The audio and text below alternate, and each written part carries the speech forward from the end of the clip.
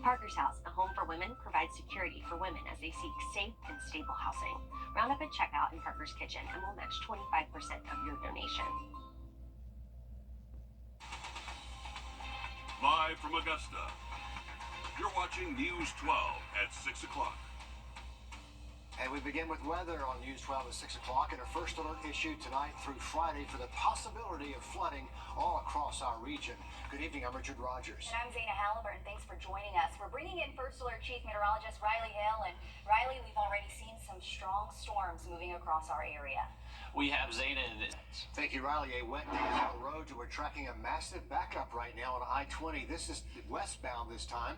In an accident right before the Walton Way extension exit. Deputies say it's blocking 2 lanes there, so causing a really big backup. Georgia 511 says the estimated end time is around 7 o'clock tonight. But you can see on the map there, the red stretches all the way nearly from the Bobby Jones Expressway there and Walton Way extension all the way back to the state line in South Carolina.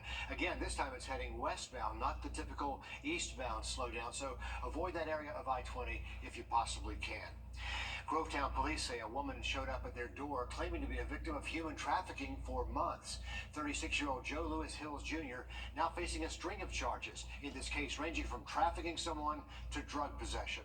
Our Sydney Hood joins us live from the newsroom, and this case has many layers to it. What have you uncovered, Sydney? Well, the big shocking factor is many neighbors I spoke to today did not even know about this until I told them. Now, this case leaves many neighbors with many questions. It's one of those cases you don't really think about until it hits close to home. You're shocked, disbelief, like here? So many questions, Really? When, how? so few answers. You're right here in Grovetown in this little neighborhood, which is a big little neighborhood. I'm sure there's over easily 600 homes in this neighborhood. This mom has lived in the neighborhood for more than 6 years. A quiet, very child-oriented lot of teens. There's a middle school across the street. And while school is out, In the summer, like it is now, everybody's at the pool. Kids are home, probably latchkey, parents at work, but they're safe. You know, they walk the neighborhood by themselves. You don't see anything going on. And it's a military neighborhood. on Tuesday, deputies arrested 36-year-old Joe Lewis Hills Jr. and charged him with human trafficking, drug, and gun charges. Investigators say a female victim ran into the lobby of the Grovetown Police Department claiming she was a victim of human trafficking. Investigators say the victim told them that Hills picked her up in Macon, brought her down to Savannah before making their way back to Grovetown, and then using a licensed tag reader, investigators say they were able to verify her timeline and travels with Hills from Macon to Savannah and then to Grovetown. Afterwards, investigators say they contacted the local FBI office. While in the neighborhood, we ran into Hills' sister, Tiffany Hills. Before people go all out in the whirlwind and all this story, they need to get facts straight. Hills showed us ring camera video of a woman in the driveway of the house getting into a black car. This video is timestamped 10 minutes before the police say the victim went to them on Tuesday. The victim told police she used a ride-sharing service to pick her up. I'm not saying that he's not a convicted felon, but don't take that and run with it. That's just because that's his past. It doesn't mean that's what he's doing now. Investigators say Hills told them he is currently on federal probation for 2 previous bank robberies. I know it can happen anywhere, but this is right here at home. This is at home in our neighborhood, right across the street. So, is it really safe? And that's the question on many minds inside that neighborhood. The Grovetown Police Department says they are anticipating further charges and arrest in this investigation. And thanks for following this for us, Sydney. Really just a lot to unpack. We're bringing in now our I-Team's Meredith Anderson. Meredith, human trafficking is one of those things we would love to believe is rare, but unfortunately it isn't. Especially not in Georgia. It's been reported in 145 of the state's 159 counties, and the victims, they tend to be young, between 14 and 15 years old. That's the average age. But lawmakers, they're fighting back. Just this April, Governor Brian Kemp signed 3 bills into law.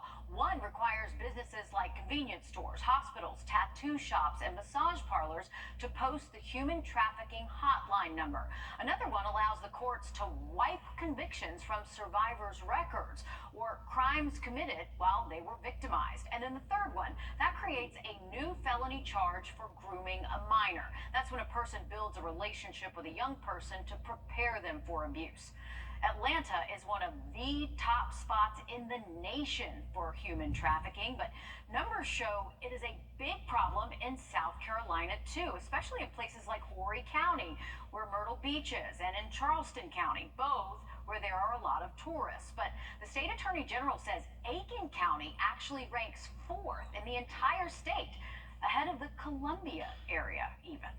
Really just a sad problem. Thanks, Meredith, for following this. If you or anyone you know may need help, you can call the National Human Trafficking Hotline 24/7. We have that number there on your screen, 888-373-7888. The hotline connects victims and survivors of sex and labor trafficking with services and support to get help and stay safe. New in the last 20 minutes, more arrested in connection to a deadly shooting on Acapulco Drive. Richmond County deputies say 19-year-old Devin Garnett and 16-year-old Terrell Miller and Nasir Mitchell are all charged now with murder and a weapons charge. 19-year-old Elijah Oliver is the victim here, identified in this deadly shooting. Arrest warrants say Mitchell, along with Garnett and Miller, were engaged in a shootout, and Oliver was caught in the crossfire. New details tonight about the child who drowned in a pool on Westfield Drive last night. The Richmond County Coroner's Office say they found 2-year-old Kenzo Burt unresponsive in the pool. He was then taken to a local hospital where he died. An autopsy has been scheduled.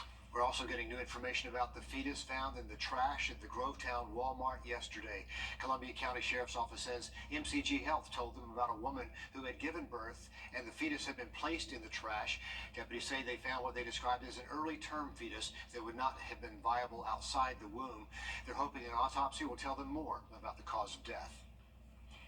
Taking a live look at the White House in just a couple of hours inside the Oval Office. So to come, a new bill cracking down on drivers, hoping to enhance school bus safety. We'll tell you what to expect from Addie's Law coming up next.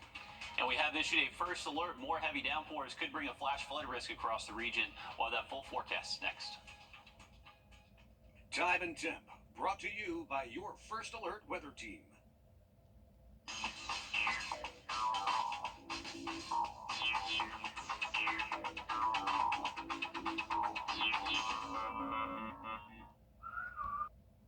In case you missed this at the top of the hour, live now, a live look at that massive backup on I-20. This is westbound. We told you about this at the top of the show. All this backing up right before the Walton Way extension exit. It is blocking a couple of lanes. In fact, for a moment there, all of the lanes were shut down while they moved that record into place. Okay, if you can avoid this, please do. Georgia 511 says the estimated end time is around 7 o'clock. But as you can see, this backup just stretching all the way nearly from the Bobby Jones Expressway into South Carolina. Again, this is heading westbound. And right now, it does seem to really not be moving around as they try to clear that wreckage. Yeah, there's an 18-wheeler there on the far left edge of your screen there. It was jammed up against that center concrete barrier. It was jackknifed there. They're trying to loosen that up so they can move it. But that was really the reason for this backup that you're seeing right now, going nowhere fast. Okay, really not a good time to be stuck in that as people are heading home. Again, if you can avoid that westbound lane, please do so. Turning things over to weather as we just continue to look at that wreck. Riley, it's really just been a wet day. We know we've already seen some of those storms moving through our area. Yeah, Zana, and there's look at the 7-day. We are expecting rain chances to still be with us this weekend, but likely just a little bit less than what we're seeing out there today. Those high temps, though, staying close to 90 through next week. Riley, thank you. Let's talk about Addie's Law. It's named in honor of Adeline Pierce, an 8-year-old Georgia girl killed crossing a road to board her school bus. This happened back in February. But this new state law sets heavy fines for drivers who pass a stopped school bus. It also puts pressure on school districts to find a safe route to keep kids from crossing roads with high speed limits. Audrey Dickherber explains how hundreds of drivers in our area are violating the law. Imagine you're on the school bus coming home and you go to get off, but you have to be extra careful because cars aren't stopping when they see a stopped school bus. That's been the unfortunate reality for kids out in Burke County. It's something they hope never happens to anyone, but it happened to Jaquan right here in Burke County. He was hit while getting ready to get on the school bus in 2010. I remember waking up that morning and I was going to the bus stop waiting for the bus to pick me up. And after that, I just remember blacking out and waking up in the hospital that morning. He had to learn how to walk again and is now a bus driver for the school district, hoping none of them will ever go through what he did. I do think about it, but I'm hoping it don't happen. This last school year alone, there were more than 200 citations given out in Burke County. Compare that to 6 citations given out in Columbia County this last year. Angry. Like when I see them, I have my lights on, ready to pick up. I'm wondering if they're going to slow down or not, which some of them do, some of them don't. From February of 2019 to May of 2024, the Burke County Sheriff's Office says that 964 citations were given out for people not properly following school bus laws in place. But that doesn't include people that ran the school bus stop sign. That number is more than 1,200, with most of them happening in the afternoon as kids are trying to get home. But now the fine is jumping from $250 to $1,000, hoping that a bigger consequence will protect the kids and get more people to follow the law. This is going to curb that tremendously, and we're going to see that results pretty quick. They're hoping this increased penalty will really make a difference and help keep kids safe. In Waynesboro, Audrey Kerber on your side. Important stuff to keep in mind there. And the Board of Education Transportation Department teaches a couple of classes every year to students on bus safety. And if you're unsure of the laws in place related to school bus safety, we'll have more information on our website. You can head to wrdw.com. Still ahead, a crisis can hit anyone at any time. Next on News 12, we introduce you to one nonprofit that pushes to help pregnant women in need of help. First Alert Radar, powered by Jim Hudson Automotive Group.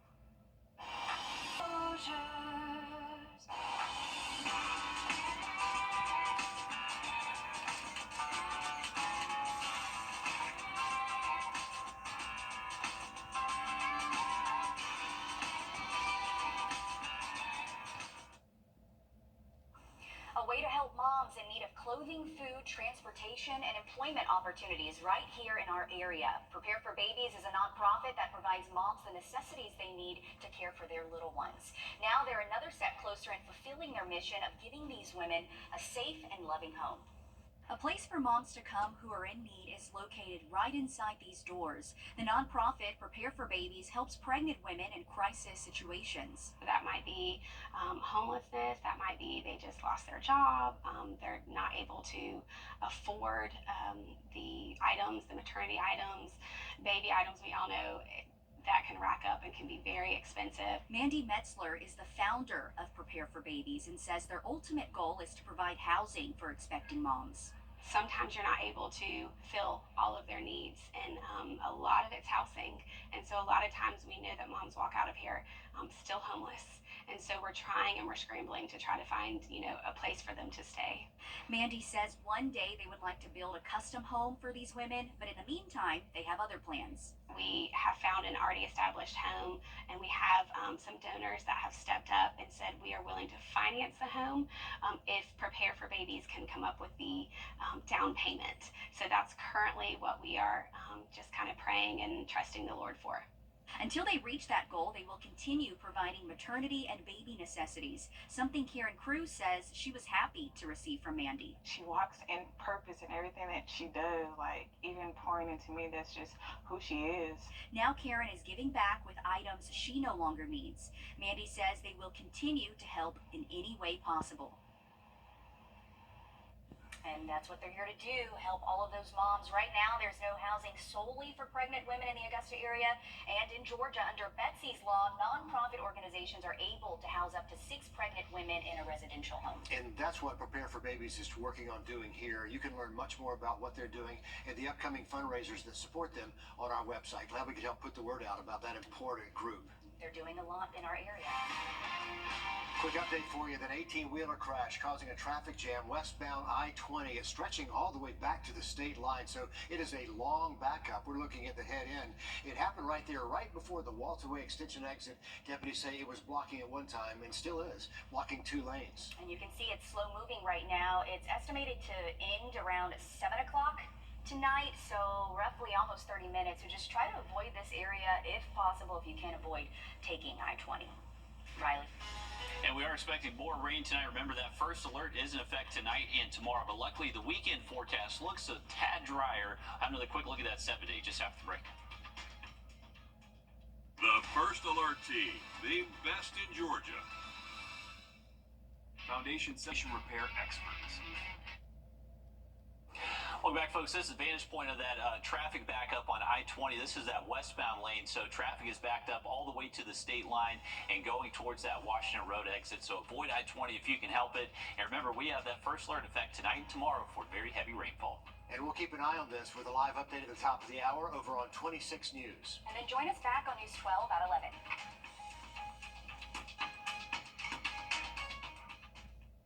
At the CBS Evening News, we focus on solutions, finding solutions to help people understand what are the right choices to make for you and your family.